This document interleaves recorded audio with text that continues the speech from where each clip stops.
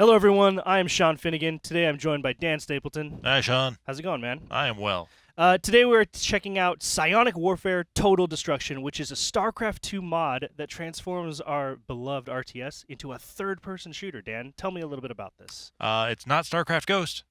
I can tell you that. That makes me sad and happy at the same time. Yeah, we're just in the Blizzard Arcade here with I guess it's split into two different things that they just did to have more maps because I guess they can only fit two in one of these. Let's just jump in here. Yeah, so this is a mod designed by Craney, and it's a user-generated mod that you can find in the Blizzard Arcade section. We just found out about this a little bit ago, and we've been playing it, and it's really cool. It integrates a lot of the art and sort of assets that we know and love from the game, but in this new kind of ultra high-def, awesomely artistically designed third-person shooter that is pretty fun to play. Well, it does look like a mod. It doesn't quite look like something that Blizzard themselves would do, but I mean, it's impressive for a mod. Like that, this is a community effort. Totally. As you can see here, there is voice acting, there is great sound and stuff. So, yeah, I mean, like you pointed out, Dan, it is still a mod, but I'm actually pretty impressed by the quality of it. I mean, by mod standards, I would say, right? Yeah, and they've done a great job of taking what art that's designed to be viewed from high above and not at these up close angles and making it look pretty good, as you will see in a moment. It looks like they're using a mix of in-game models and whatnot and some custom stuff. Yeah, we've been playing a couple of matches here and there, and a lot of the stuff is basically recognizable if you're a StarCraft 2 player or fan. But there are some models. Is there anything Xel'Naga artifacts can't do, Sean? Not in the StarCraft universe. That's like their catch-all. Space magic, everyone. Yeah. Oh, we can't explain this one thing that we need to like push the plot forward? Xel'Naga artifact. Yep. Yeah, here we go. Yeah, so here we're already seeing. Now, we were initially a little confused as to what these big mechs were. I initially said Goliath, but it turns out those are Vikings. Yeah, I mean, it looks like Thor-sized, but... Yeah, it looks bigger than what you would imagine a Viking to be, but actually now that you see the guns and the missiles on the shoulders, like the missile launchers on the shoulders, yeah, like that is definitely a Viking. We're just not used to seeing it from this angle. Yeah, or that big, really. Vikings in the game tend to be, I guess everything is a little bit smaller because it's RTS style, but... So they have 4 different modes. We were just playing a little bit of Endless Warfare here, which is a holdout horde mode. Let's do that again because we know how it works and we can show you. You've got 2 maps in this one. You have to launch the other version of the mod for that. Let's try the Ice Grounds map, and then you've got 5 different classes, which are it's fairly typical tank, and it actually tells you here like what the role is for each guy. Let's try the mercenary, see what he does. Awesome. I guess he's more into melee type damage than we were playing with the blast armor before. Which I think this armor looks the coolest, just because he's like, I don't know, he reminds me more of like the Firebats. Like he was bigger and thicker armor than the rest of the other models. But they all look really cool. Yeah, they've done some creative stuff with the skins here and the models. Made them look kind of all their own. None of these classes, other than the straight up tactical guy, I don't think, are actually present in StarCraft lore. Mm-hmm. And like the adjutant doesn't usually see a lot of action in StarCraft. Yeah, normally she's relegated to the portrait, giving you like updates on your talking status head. Yeah, exactly. Actually, I'm gonna go with the Royal Guard because I like the sound of his range damage better. Awesome. Let's jump in. The melee combat was a little bit clunky. How about these menus, by the way? They're all kind of like 8-bitty and stuff. It's cool. Yeah. So this actually does give you a little bit of a tutorial, which is always nice to have for any game with like this. This plays nothing at all like StarCraft 2, so you have to teach people what's going on. So it's good that it gives people that introduction. They have kind of this lock-on targeting system. Oh, there we go. All right. So it's not like a Twitch shooter. It's kind of doing that for me. Definitely meant to be played with, or at least a couple of these modes are definitely very team oriented. So it's mostly about like communicating, letting people know what the general strategy is, and then trying to execute that strategy together instead of like running around and getting headshots the way you would in like a first person shooter. Counter-Strike, this is not. Yeah. Again, both a good and a bad thing.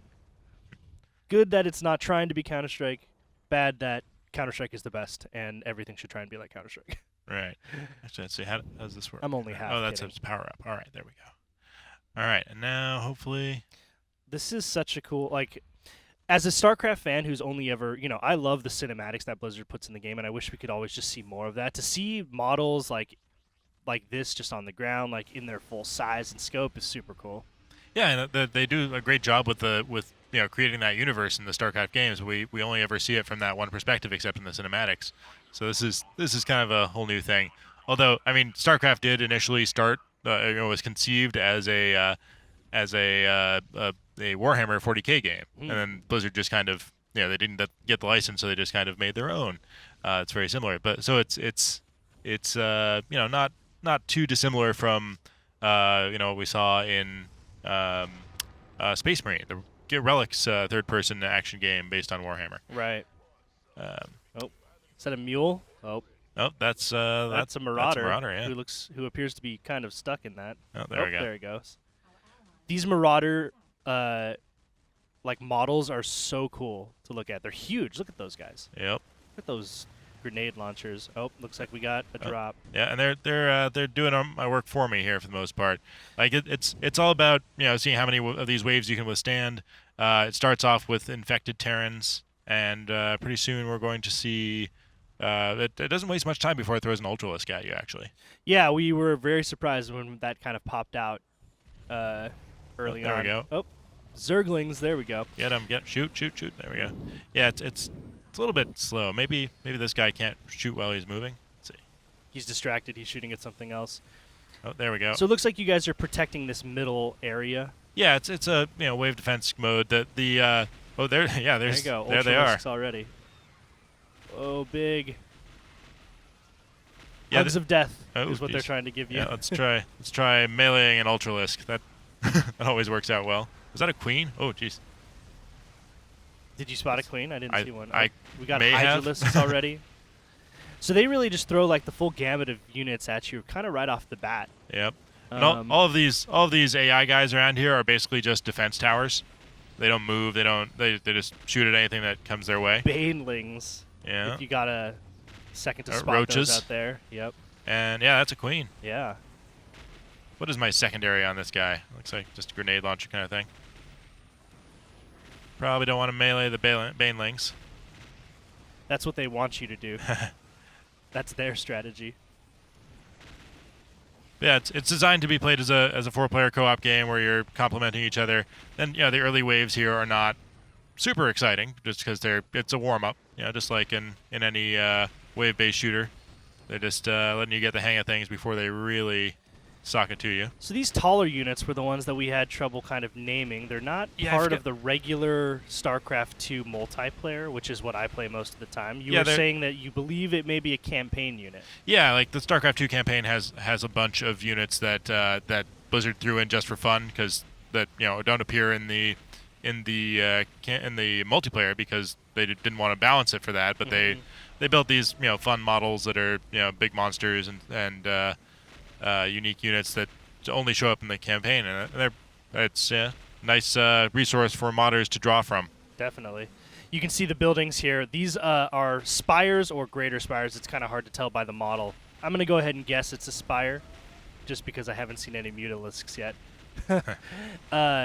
You are in the thick of it here. Yeah, you I may just have jump down there. I may have made a tactical error, as we call it in the business. Run from the banelings. Oh my gosh. Oh. It looks like we have lost to the Zerg Swarm. Yeah, you're not supposed to jump in there by yourself, as it turns out. But yeah, that's a quick look at what is this called again? This is called Psionic Warfare Total Destruction. How can I forget such a memorable name? Yeah, I mean, I would have loved to see StarCraft in the title at some point. That would have just helped me find it. I think that's implied. Yeah, but this is a pretty cool mod. Like Dan said, we've been playing it for a little bit here. It's currently in the Blizzard arcade. You can find it there. And as he mentioned, there's 2 different versions of it, but the only difference is that there's 2 maps in one and 2 maps in the other. Yep. Oh, we lost. We did lose. It's all your fault, Sean. I'm sorry. I wasn't driving. It is your fault, though. I am the navigator. Yeah. So I'll take some of the blame for that. If you had been playing, you might have been able to cover my back. Maybe. Yes. So play with your friends is the moral of the story here, yes. so that they can cover your back. Check it out. Let us know what you guys think. And for everything else on StarCraft, Dan, where can we go? That would be IGN, Sean. That's right.